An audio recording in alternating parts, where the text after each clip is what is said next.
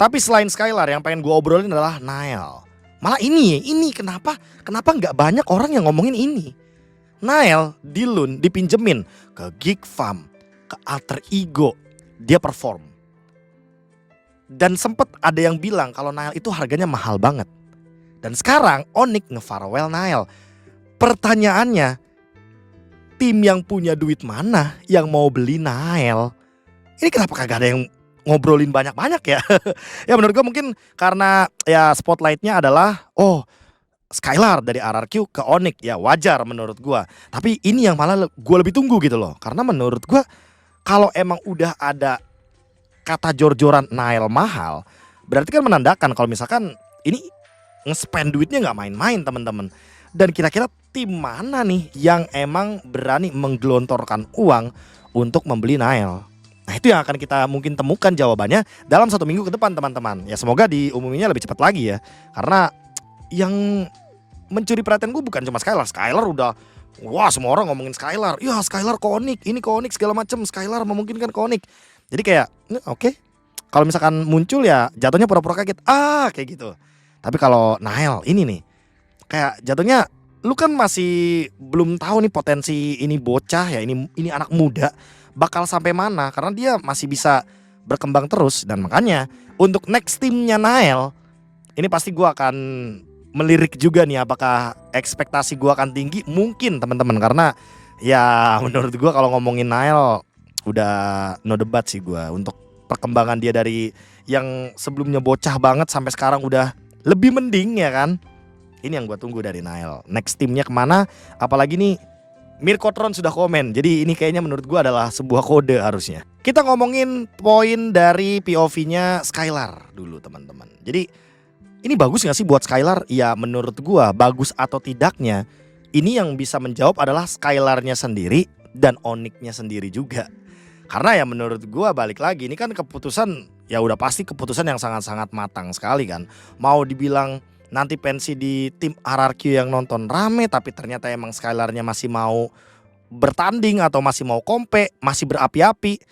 Ya lu bisa apa gitu loh bahasanya. Kan kayak gitu teman-teman. Jadi menurut gue kalau misalkan ini adalah keputusan yang tepat atau enggak, yang akan menjawab adalah Skylarnya sendiri teman-teman. Dan juga nanti tim Onyx-nya. Karena menurut gue ya Onyx ngebeli Skylar harganya mahal, Skylar ke Onyx juga tentu ekspektasinya pada naik ya kan. Karena menurut gue ya Onyx sebelum-sebelumnya kayaknya nggak banyak orang yang mengekspektasikan tinggi-tinggi gitu kan. Tapi lu bisa lihat aja dari komennya Delar nih. Baru welcome Skylar udah welcome M7. Berarti kan ada ekspektasi yang naik gitu loh dari orang-orang yang mungkin ada di dalam Onyx atau bahkan sebelumnya mungkin mendukung Onyx dengan datangnya Skylar. Karena ya mau gimana pun ini Gold Laner udah lumayan berumur nih, udah dari lama nih teman-teman mainnya. Apalagi emang tukang gendong juga, insting gendongnya begitu luar biasa. Lalu kita ngomongin soal yang mungkin lagi hangat-hangatnya, trending topik yang sekarang tuh katanya udah sayang gitu kan sama Skylar. Kok ditinggalin dan segala macamnya. Ya teman-teman balik lagi pertanyakan kepada diri kalian, apakah kalian adalah orang yang ngefans sama timnya atau sama pemainnya. Menurut gua sah-sah aja kalau emang kalian ngefans sama Skylarnya, terus kalian ngikutin Skylar pindah ke Onyx. Ya fine, gak ada masalah. Tapi kalau emang kalian ngefans sama timnya, let's say kalian ngefans sama Onyx, kalian ngefans sama RRQ, mau pemainnya siapa ya kalian dukung aja timnya. Emangnya lu pikir yang nontonin Cristiano Ronaldo tahu sebelumnya Al Nassr kayak gimana? Kan nggak tahu gitu loh. Jadi ya mereka cari tahu teman-teman. Jadi menurut gua ada yang obrolan kayak wah banyak yang unfollow Skylar segala macam. Ya menurut gua itu mah balik lagi ke bagaimana fans menanggapinya aja teman-teman. Karena ya tidak bisa dikontrol kan itu sama Skylarnya juga. Yang paling penting gimana Skylarnya di tim barunya dan nanti Skylar ke depannya. Menurut gue seperti itu teman-teman. Jadi baik buruknya itu gak bisa dikasih tolak ukur. Ya good luck aja buat Skylar menurut gue. Karena ini keputusan udah pasti bulat sekali. Dan yang tahu keputusan ini pasti ya antara Skylar dan juga orang-orang terdekatnya termasuk istrinya ya. Logikanya aja gue aja misalkan ada gibahan pasti cerita ke bini. Apalagi Skylar gitu loh ya, hal-hal yang kayak gini teman-teman. Jadi udah pasti ya teman-teman untuk para Sonic dan juga member-member Onyx jangan kaget kalau ekspektasi dari fans-fans atau yang nontonin Onyx tuh akan tinggi sekali, apalagi setelah membawa Skylar. Itu sih menurut gue yang bisa gue lihat dari transfer yang besar ini, yang kabarnya harganya sangat ngerti lah harusnya. Barulah kita bergerak ke MPL ID teman-teman. Setelah mungkin tadi kita agak-agak panjang ya ngomongin soal ya update-update dari luar. Bahkan mungkin ada beberapa update-update dari luar yang gue lewatkan karena mungkin ya balik lagi masih ada banyak banget nih informasi yang harus disampaikan per minggu ini teman-teman. Ya, sedikit update ya kalau buat teman-teman yang tadi penasaran follow aja MLBB Overseas karena di sana dia update sampai ke Europe juga anyway. Sekarang kita hadir ke EVOS yang dimana EVOS ini sudah mulai mengumumkan pelan-pelan ya bagaimana EVOS Finn sebagai head of MLBB. Apalagi sudah ada Rondel untuk mid lanernya teman-teman. Dan EVOS Rondel ini memang sudah diumumkan dari jauh-jauh hari ya. Ya kalau teman-teman mungkin join membershipnya EVOS itu ada di sana videonya. Cuma sempat bocor EVOS Rondelnya bikin username dari Instagramnya sendiri dengan nama EVOS Rondel, jadi semua orang langsung notice gitu. Ya untuk puzzle-nya gue malah penasaran sama apa yang bakal dibawain lagi sama EVOS musim ini. Karena kemarin mereka bawa Finn, terus musim lalu mereka bawa Albert tapi masih belum masuk ke babak playoff. Entah apa yang bakal dibawakan nanti. Menurut gue ekspektasinya buat EVOS ya minimal harus lolos dulu ke babak playoff biar mereka setidaknya nantinya beli siapa, buyout siapa itu ada hasil teman-teman.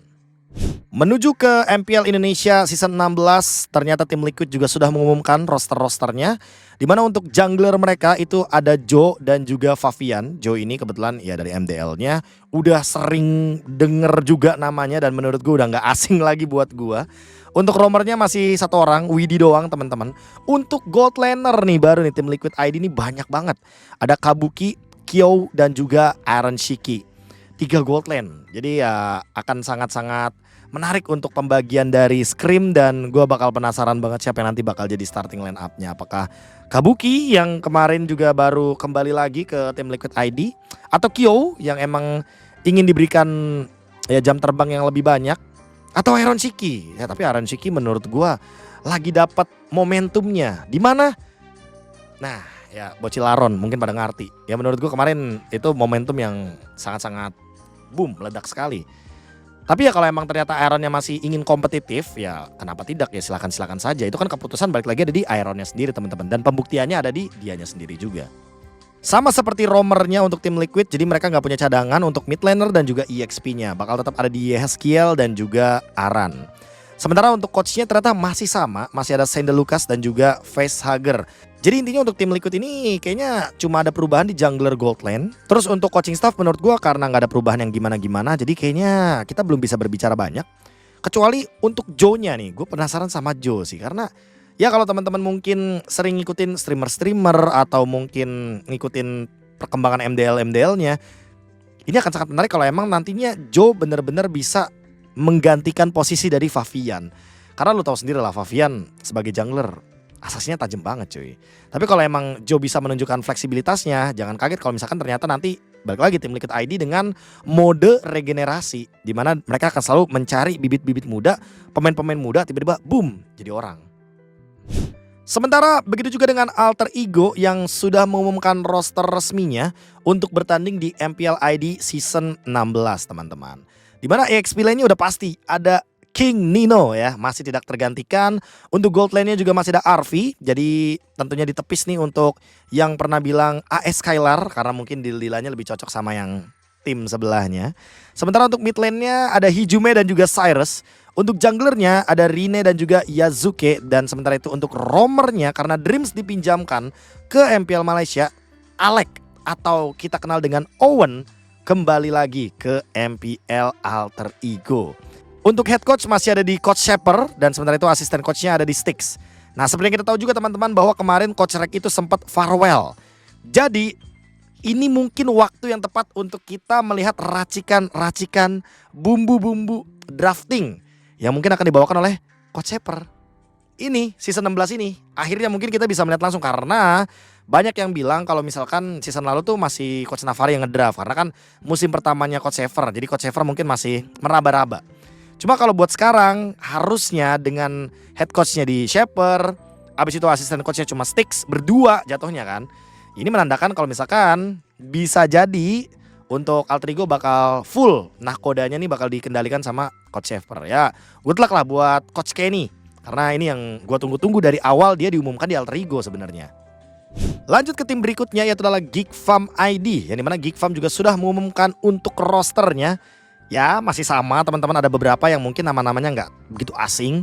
Roamernya masih Baloy, junglernya juga masih Maykits, EXP lainnya masih Gobs, mid lanernya masih Aboy. Untuk gold lane itu ada Kenziski dan juga Zeltron. Betul sekali. Teman-teman gak salah lihat, Cadera tidak terdaftar. Gue pun memiliki pertanyaan yang sama, kemana Cadera? Ya mungkin sesaat lagi bisa kita lihat ya pengumumannya. Tapi teman-teman untuk sekarang head coachnya udah bukan Bluff Z lagi, melainkan Coach Dora. Jadi Coach Dora udah full ambil alih untuk jadi head coachnya, asisten coachnya ada di Bluff Z, dan tim manajernya ada di DKZ. Ya untuk Geek Farm, kayaknya mereka emang gak terlalu mau gonta-ganti banyak ya. Mungkin jatuhnya mereka juga bener-bener tim yang percaya proses atau emang belum waktunya untuk belanja aja teman-teman. Tapi ya menurut gue dengan mempertahankan Maykits, Gobs, ini harusnya bakal jadi keputusan yang tepat menurut gue. Karena ya season lalu mereka udah mengalami turbulensinya. Terus juga di playoff mereka udah sempat mengalami juga bagaimana shaky-nya panggung yang segitu besarnya. Jadi ya buat Geek Farm kita lihat aja nanti prosesnya akan seperti apa. Karena gue berharap ya jangan sampai Geek Farm yang sebelumnya tahu gak sih terulang lagi. Karena ya biasanya di awal musim Geek Farm ya kayak biasa-biasa aja, kalah. Tiba-tiba late season Geek Farm baru panas. Ya gue cuma berharap Geek Farm mungkin dengan roster yang tidak terlalu berbeda jauh, bermainnya lebih konsisten dari awal musim. Jadi gak nunggu minggu kedua atau minggu-minggu yang keempat gitu loh. Gak nunggu dari bawah terus tiba-tiba ke atas gitu, bahaya banget.